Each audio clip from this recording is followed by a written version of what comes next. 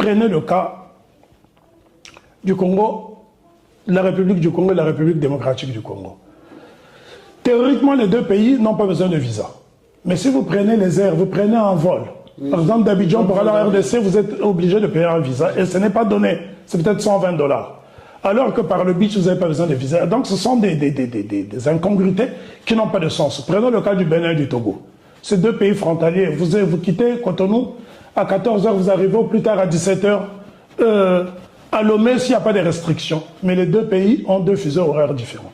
Donc c'est cela les aberrations, c'est l'héritage colonial.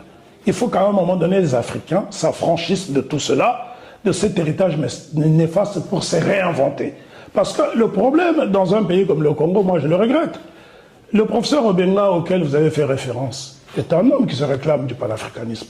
C'est un homme qui a écrit un excellent ouvrage que j'ai chez moi, qui a été même édité par un aîné, Mawete, édition Pyramide Papyrus. Le livre s'intitule « L'université africaine dans le cadre de l'Union africaine ».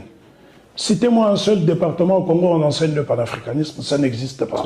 Donc c'est bien pour vous dire que nous sommes moins ancrés dans le panafricanisme, nous sommes dans le micronationalisme. Mais conclusion, en 2014, le Congo dit Brazzaville a expulsé plus de 200 000 ressortissants de la République démocratique du Congo. Ah, l'opération Batama. Est-ce que ça c'est normal? Alors que 2 ans auparavant, quand il y a eu l'explosion du 4 mars à Mpila, c'est la RDC qui a envoyé ses ambulances. Voyez-vous, j'ai remis le couteau dans la plaie pour bien rappeler que le micronationalisme est en train de perdre les Africains. Le micronationalisme fait le lit du tribalisme.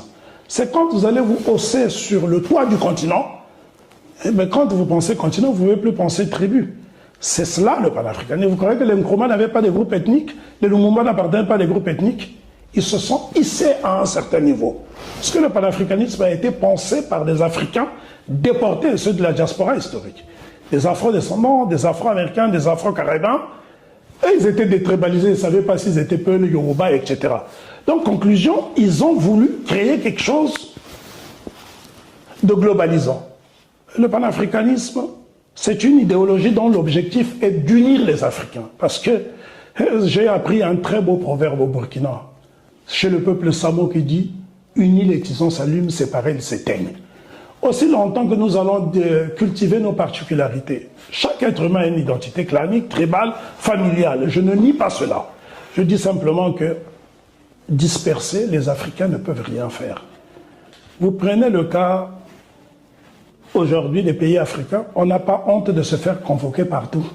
Sommet Afrique-Turquie, sommet Japon-Turquie, bientôt le Qatar. Oui, il le faut. Un pays microscopique va convoquer tout un continent. Donc à un moment donné, il faut qu'on en arrive à créer des pôles d'excellence. Il faut que le Congolais ait la possibilité d'aller étudier en Zambie sans difficulté. Il faut que le Sud-Africain ait la possibilité d'aller étudier en Gambie sans problème. C'est cela le panafricanisme. Le panafricanisme ne signifie pas que nous allons abandonner nos identités respectives ou embrasser toutes les coutumes d'Afrique.